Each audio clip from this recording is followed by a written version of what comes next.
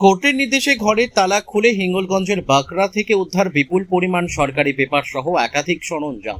উত্তর 24 পরগনার হিঙ্গলগঞ্জের বাঁকড়া সাদির দরগা সংলগ্ন এলাকা হাবিবুল্লাহ গাজীর বাড়ি থেকে উদ্ধার হয় 50 পিস সরকারি পেপার ও আরো অন্যান্য মালপত্র।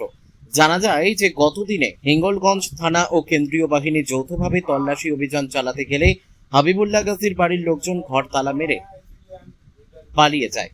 এদিন হিঙ্গলগঞ্জ থানার পুলিশ কোর্টের নির্দেশে ম্যাজিস্ট্রেট, সরকারি উকিল, বিডিও হিঙ্গলগঞ্জ এবং কেন্দ্রীয় বাহিনীর সক্রিয় সহযোগিতায় টিএমসির ব্লক সভাপতি শাহিদুল্লাহ গাজী ঘনিষ্ঠ হাবিবুল্লাহ গাজীর ঘরের তালা খুলে উদ্ধার করে এই মালপত্র হিঙ্গলগঞ্জ থানায় সিজ করে নিয়ে যায়।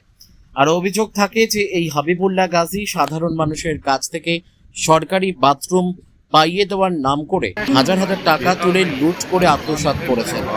সাধারণ মানুষের দাবি এই হাবিবুল্লাহকে অবিলম্বে গ্রেপ্তার করতে হবে। বসিরহাট থেকে প্রদীপ সরকারের রিপোর্ট, বিগ নিউজ বাংলা। ভুল ধারণার ভিতরে রাখছিল যে না এখানে কোনো মাল নেই, কিছু নেই, এখানে বৃথাই আপনারা এখানে ভিড় করছেন, আন্দোলন করছেন, আপনারা আন্দোলনটা অবিলম্বে এখান থেকে উঠান।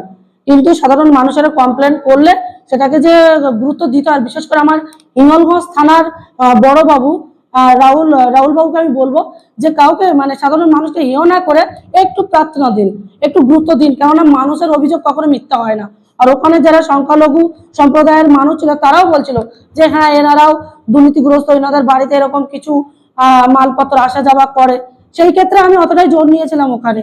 তাই আমি বলবো যে শুধু আমার হিঙ্গলগঞ্জ থানার বড় বাবু নয়, টোটাল আমার হিঙ্গলগঞ্জের যে অন্তর্গত যে 4টে থানা পড়ে, সন্দেশখালীটাও পড়ে আমার, তো এই 4টে থানার অফিসারদের অবিলম্বে আমাদের মুখ্যমন্ত্রী শুভেন্দু অধিকারী মহাশয় উনি যেন বিশেষ নজরে দেখেন এবং আমরা এনাদের বিরুদ্ধে যে অভিযোগগুলো আছে আমরা স্যারকে কমপ্লেন করব এবং মেল করব ওনাকে আমরা।